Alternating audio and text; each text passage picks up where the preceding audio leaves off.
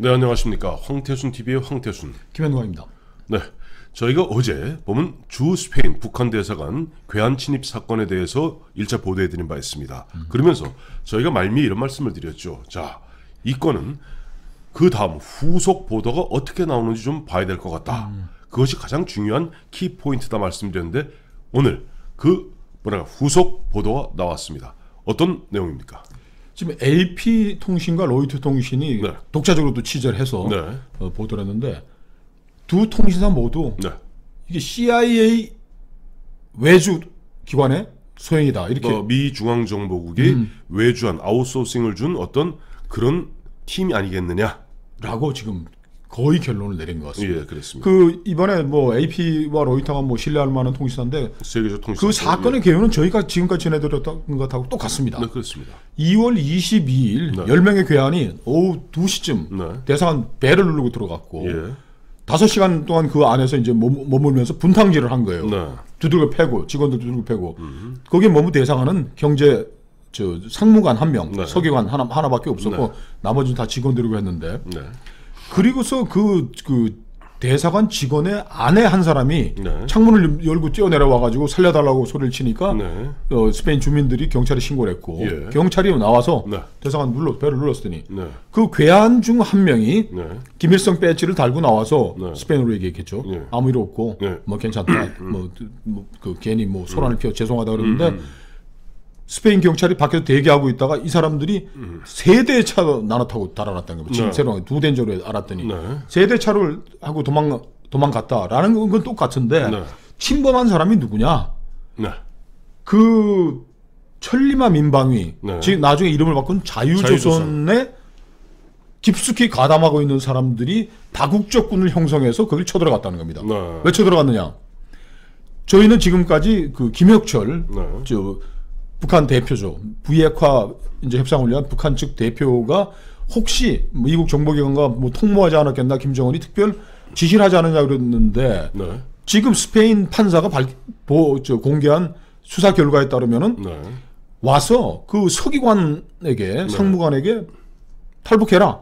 우리가 널 데리고 가겠다라면서 그 압박을 계속 가했고 말을 듣지 않자 두들겨 패고 네. 뭐 이렇게 했다라는 거예요. 예, 예.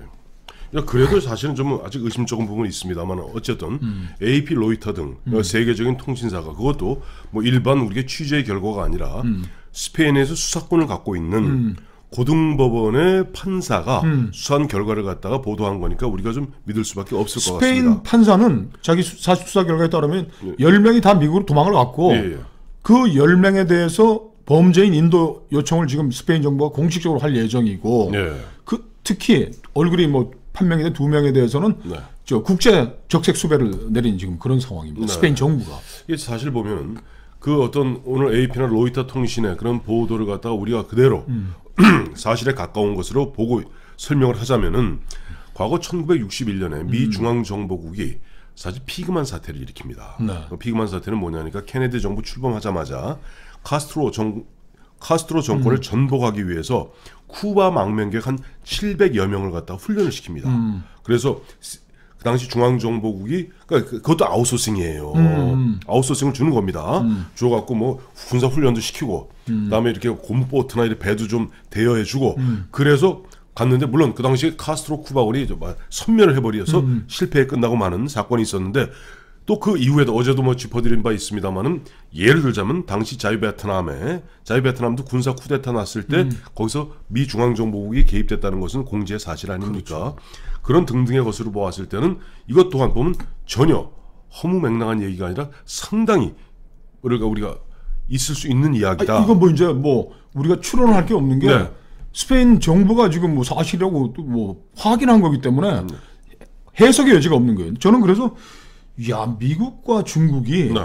김정은의 낙마에 대비해서 이 한반도와 전 세계에서 이렇게 치열한 첩보전을 벌이고 있다는 게 드러났다는 점, 그게 가장 충격적이에요. 아니 이제 그게 무슨 말씀이냐니 이런 겁니다. 지금 보면은 우리 이 김영광 실장 예전에 월간조선 편집장하고 할 때 당시에 보면은 저 중국 다니면서 그 탈북자 납북어부들 이런 사람들이 우리 한국 조국으로 돌아오는데 많이 기여를 하셨죠. 그렇죠. 뭐 데리고 오기도 했고. 제가 뭐 납북어부 진정팔 씨 뭐 이런 분들 모시고 했는데 네네.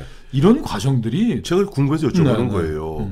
이제 그렇다면 보면은 그 당시에 보면 김한솔이 자기 아버지 2017년에 2월에 아버지가 김정남이 이른바 독살되고 그야말로 절체절명의 어떤 생명이 위협받는 네. 그런 순간에 어떻게 보면 그야말로 무슨 연기 사라듯이 뭐 요술같이 사라져서 어딘가 가 있어요. 근데 현재까지 드러난 바에 의하면 미국으로 좀 거의 판명되고 있는 것 같죠. 그렇다면 과연 중국 정부가 관할하에 있는 마카오에서 빠져나올 수가 있었을까요?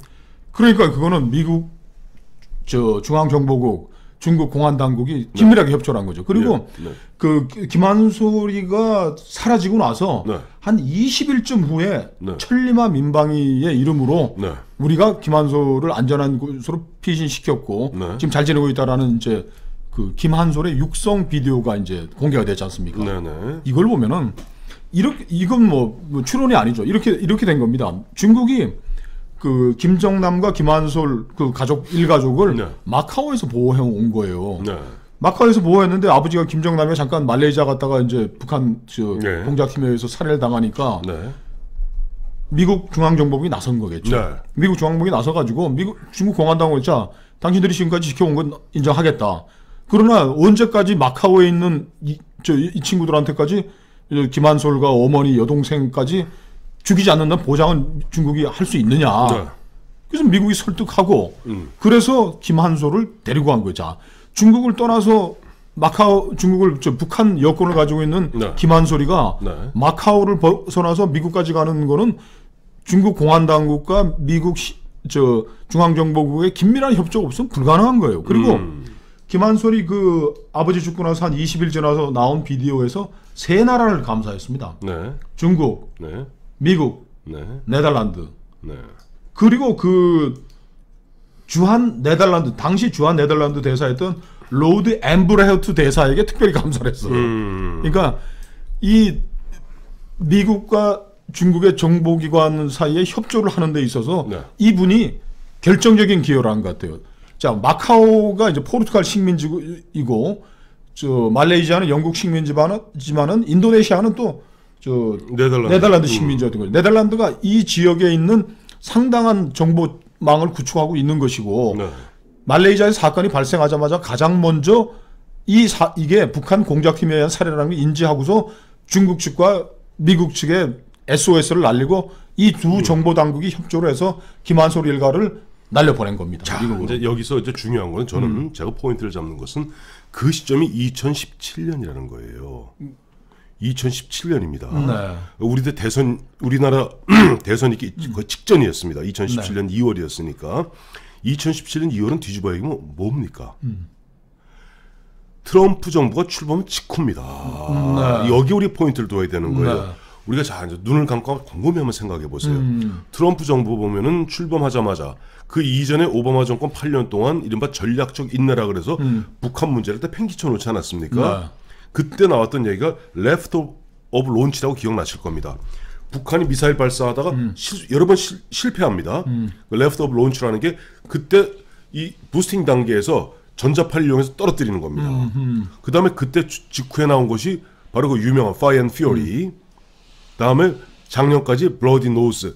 결국 그 당시에 아마 트럼프 공화당 정부에서는 북한 김정은 정권의 전복, 레짐 체인지까지 염두에 두었던 것 같고. 그렇죠. 그렇다면은 당연히 그다음 완전히 거기다가 갑자기 지금 북한을 갖다가 레짐 체인지라고 김정을 쫓아버린 다음에 황태순이 예를 들어서 거기 가서 뭐 주석할 수 있습니까? 일정 부분 마치 과거 메가도가 일본을 점령하되 히로히도 일왕의 어떤 나름대로의 정통성은 인정해 주듯이 김정은이 필요했던 거예요. 그게 불과 뭐 2년 전에 벌어졌던 일이고. 그렇죠. 우리가 우리 애청자님들이 이제 인터넷 들어가서 쳐보면은 2017년 10월 30일 날, 그것도 뭐 2017년 10월 30일 날 10월 30일 중국에서 외신이 하나 날라왔는데 뭐냐면 북한 정찰총국이 파견한 김한솔 암살조를 중국 당국이 체포했다. 그럼 북한에 돌려보냈겠죠. 뭐 살인을 안 했으니까. 그러니까 중국도 이 친구들은 이미 2017년 10월 31일이면은 김한솔은 뭐 미국에 이미 가서 자리 잡고 이제 다리 뻗고 있는 상황인데도 북한은 혹시나 마카오에 은신하지 않을까 싶어가지고 정찰 정보 암살조를 보냈는데 중국 정보 당국이 그걸 이미 캐치하고서 저 어디 뭐 중국 그 들어오는 그 단계 어디에서 뭐 베이징 어느 단계에서 차단해버리고 돌려보낸 거예요. 그러니까 이게 김한솔을 보호하기 위한 그리고 이 김정일의 대체 카드를 잡기 위한 중국과 미국의 첩보전이 지금 치열하게 벌어지고 있는데 우리는 깜깜이가 돼서 뭐 뭔 일이 벌어지고 있는 것도 지금 몰랐던 거예요. 김정은 입장에서 세상에 가장 눈에 가시가 누굴까요? 김한솔이죠 이제. 두 번째는 자기의 그러니까 자기의 작은 아버지인 저 김평일. 그럼 뭐 이제 다 흘러간 강물이고. 근데 김한솔이 가장 두려운 겁니다. 그러다 보니까 그런 일을 했는데 문제는 그런 와중에 대한민국 이른바 국가정보원 정보기관은 2017년 5월 10일부터는 정확히 하면 문재인 정부 출범 이후에는 대한민국 국가정보원은 더 이상 정보원이 아닙니다. 정보원이 아니죠. 미국 입장에서 보자고요. 메인 컴퓨터를 민간인들이 들어있는데 민간인들이 어떤 법적 근거에 따라서 우리나라 어떤 법적 근거에 따라 대통령의 업무 지시 하나만 갖고 뭐 이른바 과거사 진상조사위원회는 뭐니 하면서 가서 메인 컴퓨터를 들여다봤는데 그렇죠. 그 정보기관 아닌 거예요. 정보기관 아니에요. 그래서 김한솔이나 북한 체제에 대한 무슨 정보가 뭐 우리 국가정보만으로 나오는 게 아무것도 없잖아요. 중국이 알려주겠습니까? 미국이 알려주겠습니까? 아니 원래 저 정보기관 간에는 때로는 자기 최고 통수권자 국가 원수 눈도 살짝 속여가면서 자기들끼리 물밑거리합니다. 그렇죠. 근데 이게 우리는 거 빠져야 돼요. 국정원은 그게 이제 중국으로 봐서도 절대적으로 불가능한 시스템이 됐으니까. 중국으로 봐서도 우리 대한민국은 아무 쓸모없는 기관이고 미국은 말할 것도 없습니다. 근데 그러다 보니까 지금 재밌는 상황이 벌어진 게 김정은이가 저기서 지금 뭐 군부 반대 측면에서 비핵화 카드도 못 갖고 하노이를 갔다 와서 지금 또 공경에 처해 있는데 성혜림 김정일이의 그 부인이죠. 김정남의 저 어머니. 김정남의 어머니죠. 남의 어머니죠. 그러니까 김한솔의 할머니입니다. 할머니죠. 김한솔 할머니인 그 성혜림의 언니. 성혜랑 일가가 지금 또 미국에 보호하고 있고. 그럼요. 그 다음에 고영희, 여기 김정철, 김정은이를 낳은 그 고영희, 고용이라고도 하고 뭐 고영이라고 하는데 용희가 맞다 그러죠. 그 언니 고용숙 일가도 또 미국에 있는 거예요. 거의 오래됐더라고요 보니까 또. 그러니까 이게 이 한반도 주변에서 벌어지고 있는 김정은 낙마를 대비한 이 중국과 미국의 이 치열한 이 첩보 전쟁에서 우리 국정원은 깜깜이가 돼가지고 도대체 무슨 일이 그리고 저도 이번 스페인 그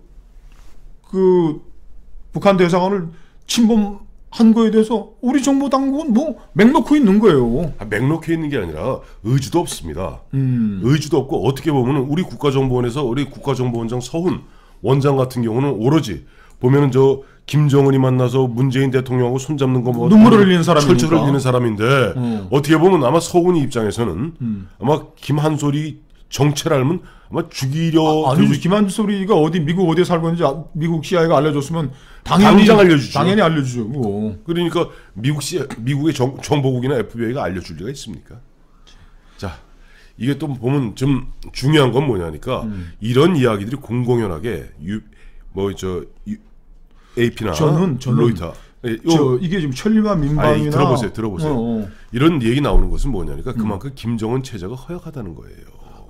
허약하고 이미 드디어 이제 보면은 조만간 흔들릴 조짐이 있기 때문에 천리만 민방위가 됐던 자유조선이 됐던 이런 망명정부라고 그러잖아요. 자기들끼리는 그러니까. 망명정부가 그렇게 뭐 기세 등등할 때부터는 그만큼 내부의 뭔가 허약성 이봐 그 내부에서 김정은이 군이라든가 당도 제대로 그래서 이제 미국 중국의 국가정보기관들이 지금 어마어마한 지금 공작들을 지금 펼치고 있고 그리고 좀 북한의 다음 반응이 궁금해요. 이게 그 김한솔이를 보호했다는 2017년 아버지 암살 직후 보호했다는 그 천리만 민방위가 사실상 이 CIA의 그 아웃소싱 조직이라는 게 드러났는데 뭐라고 얘기를 할까요? 지금 공화국의 저놈을 암살하려고 했다 이런 식으로 나올 거 아닙니까? 근데 미 중앙정보국에서 어제도 말씀드렸습니다만 NCND예요. 아시겠습니다만은 NCND는 사실상 긍정입니다. 그 스페인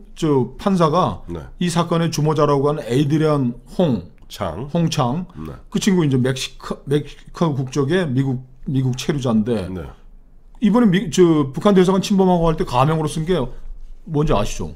알아요. 뭡니까? 오스왈드 트럼프예요. 저 기가 막히죠. 트럼프는 미 현직 대통령인 트럼프 대통령을 이야기하는 그렇죠. 것이고 오스왈드는 1963년에 케네디 대통령을 암살한 미 해병대 출신의 바로 암살범 이름이 오스왈드입니다. 그 이름은 김정은 여차하면 죽일 수도 있다라는 걸 암시하는데 그 조직이 북한 대사관, 스페인 대사관을 쳤는데 김정은의 반응은 뭘까? 아직까지는 묵묵부답입니다.